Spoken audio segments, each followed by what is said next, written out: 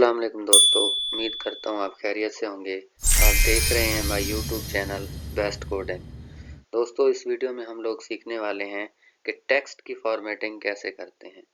Text की formatting हम लोग करने के लिए यहाँ पे heading tags, paragraph, bold, italic, underline, strike through tags का इस्तेमाल करेंगे। तो जो टेक्स्ट की फॉर्मेटिंग है, इसको हमने 3 पार्ट्स में डिवाइड किया है। तो ये HTML के जो 3 पार्ट्स हैं, ये उसका पहला पार्ट है। तो सबसे पहले हम यहाँ पे हेडिंग की बात करते हैं। हेडिंग जो HTML के अंदर है वो 6 टाइप्स की होती है। इसी तरह पैराग्राफ होगा। पैराग्राफ लिखने के बाद हम लोग उस पैराग्राफ को बोल्ड करेंगे।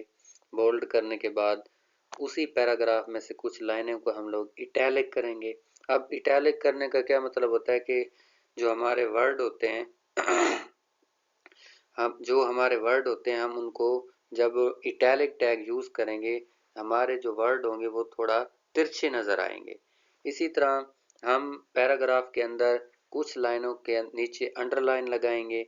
अब अंडरलाइन क्या होता है? एक ओवरलाइन होता है जो कि किसी भी टेक्स्ट के ऊपर लाइन होती है, उसको ओवरलाइन कहते हैं। जो टेक्स्ट के नीचे लाइन लगी होती है उसको अंडरलाइन कहते हैं। और अक्सर आप लोगों ने देखा होगा कि जो टेक्स्ट के दरमियान में से लाइन गुजर रही होती है उसको स्ट्राइक थ्रू लाइन कहते हैं। तो अब हम इसका करते हैं प्रैक्टिकल।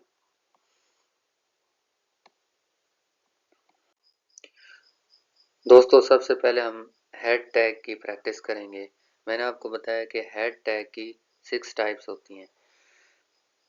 सबसे पहले हम लोग लिखेंगे हेडिंग 1 H1। H1 को क्लोज करेंगे। तो इसके अंदर मैं अपने चैनल का नाम लिख देता हूँ बेस्ट कोडिंग।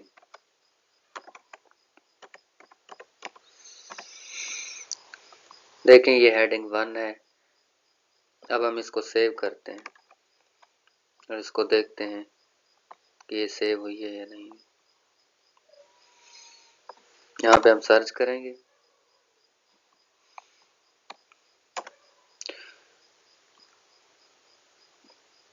ये देखें, हमारी फाइल सेव हो चुकी है।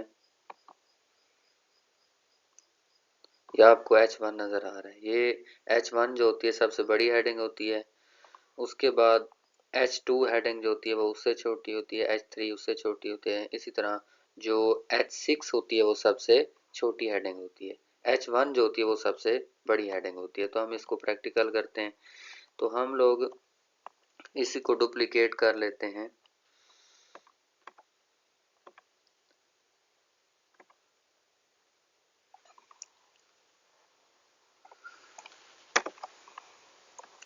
अब इसके हम नाम चेंज कर लेंगे। H1 था हमारे पास, इसको H2 कर देते हैं, इसको H3 कर देते हैं, इसको H4, इसको H5 करेंगे, इसको H6 कर देंगे। इसी तरह ये जो थे हमारे पास हेडिंग के ओपन टैग थे, ये हेडिंग्स के क्लोजिंग टैग हैं।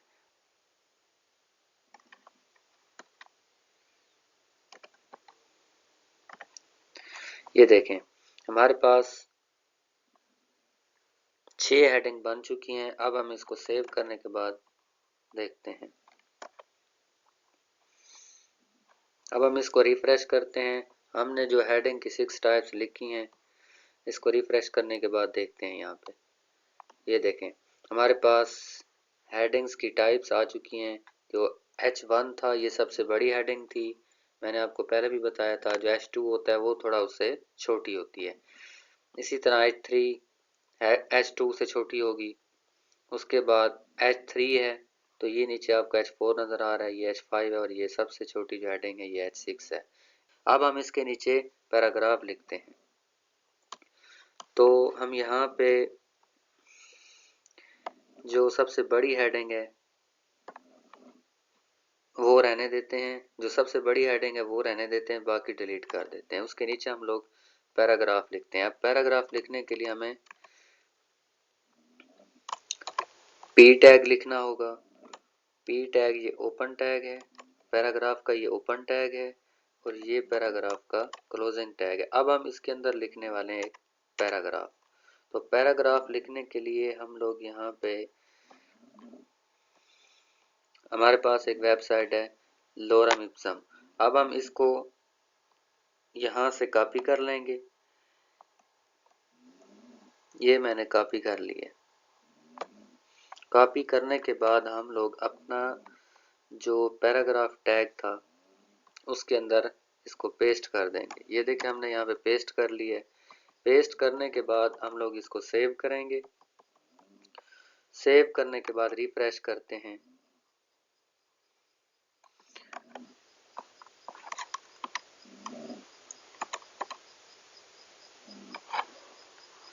यहाँ पे हमने फाइल फॉर्मेटिंग के नाम से सेव की थी, वो फाइल हम यहाँ पे देख लेते हैं कि वो फाइल हमारी कहाँ पे है। ये रही हमारी फाइल। ये देखें जो हमने पैराग्राफ वहाँ पे पेस्ट किया है वो यहाँ पे आ चुका है। अब हम चाहते हैं कि इसी तरह इस पैराग्राफ के नीचे एक और पैराग्राफ हो, तो हम लोग क्या करेंगे, इसी पैराग्राफ को कॉपी करेंगे। कॉपी करने के लिए कंट्रोल सी क्लिक करेंगे। उसके बाद इसको पेस्ट करने के लिए जो शॉर्ट की हम यूज़ करते हैं वो करते हैं कंट्रोल वी। अब हम इसको करते हैं सेव। सेव करने के बाद हम इसको रिफ्रेश करेंगे। रिफ्रेश करने के बाद हम देखेंगे कि यहाँ पे हमारे पास दो पैराग्राफ आए हैं या नहीं आए। तो ये हमने रिफ्रेश कर लिया और हमारे पास दो पैराग्राफ भी आ चुके हैं। अब मैंने आपको बताया था कि हम लोग पैराग्राफ के अंदर पैराग्राफ के कुछ हिस्से को अगर हम बोल्ड करना चाहें तो उसको हम लोग कैसे करेंगे। फॉर एग्जाम्पल मैं यहाँ से पैराग्राफ बोल्ड करना चाहता हूँ, तो बोल्ड करने के लिए पैराग्राफ का कुछ हिस्सा ये नहीं है कि मैं पैराग्राफ के कुछ हिस्से को बोल्ड कर सकता हूँ, मैं पूरा पैराग्राफ भी बोल्ड कर सकता हूँ। लेकिन मैं यहाँ पे आपको सिर्फ कुछ हिस्सा, पैराग्राफ का कुछ हिस्सा बोल्ड करके दिखाऊंगा। तो उसको बोल्ड करने के लिए मैं बी टैग का यूज करूंगा। ये बी, मैं इसको सेव करूंगा। सेव करने के बाद मैं देखूंगा कि यहाँ पे जो मैंने बोल्ड टैग के अंदर कंटेंट लिखा है ये बोल्ड होता है या नहीं होता। अब मैं इसको रिफ्रेश करूंगा और देखूंगा कि जो मैंने पैराग्राफ बोल्ड टैग के अंदर लिखा हुआ है वो बोल्ड होता है या नहीं होता। ये देखें मैंने सिर्फ थोड़ा सा हिस्सा बोल्ड टैग के अंदर लिखा है तो ये क्या हो चुका है, बोल्ड हो चुका है। अब मैं चाहता हूं कि जो हमारा दूसरा पैराग्राफ है इसकी जो पहली लाइन है मैं इसका थोड़ा सा हिस्सा इटैलिक करना चाहता हूं। तो इटैलिक करने के लिए मैंने आपको बताया है कि हम लोग आई टैग का यूज करते हैं। हम यहां तक इसको इटैलिक कर लेते हैं। इसको सेव करेंगे। सेव करने के बाद अब जहाँ पे ये कर्सर जा रहा है आप लोग यहाँ पे नजर रखिएगा। मैं इसको रिफ्रेश करूंगा, आपको ये थोड़ा सा इटैलिक होता नजर आएगा, यानी कि तिरछा नजर आएगा।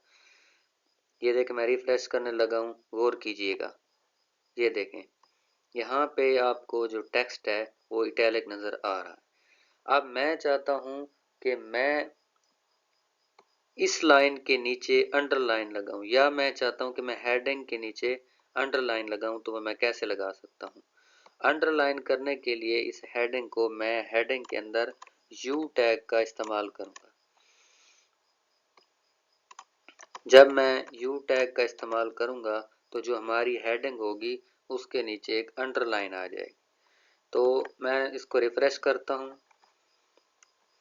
ये देखें हमारी हेडिंग टैग के नीचे, हमारी हेडिंग के नीचे अंडरलाइन आ चुकी है।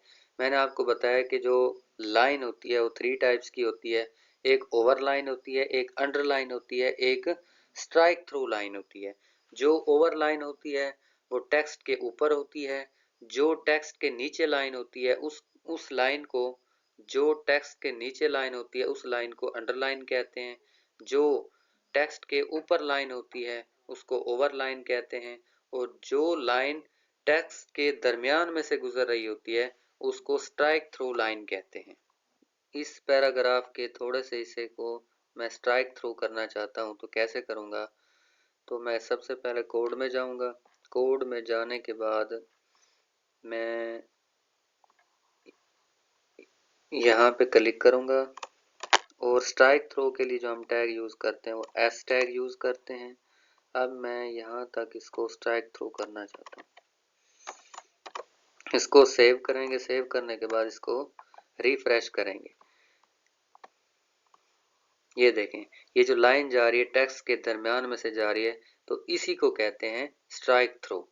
दोस्तों उम्मीद है कि आपको मेरी वीडियो अच्छी लगी होगी। अगर आपको मेरी वीडियो अच्छी लगी है तो मेरे चैनल को सब्सक्राइब ज़रूर कीजिएगा। मिलते हैं नेक्स्ट वीडियो के साथ, तब तक के लिए अल्लाह हाफिज़।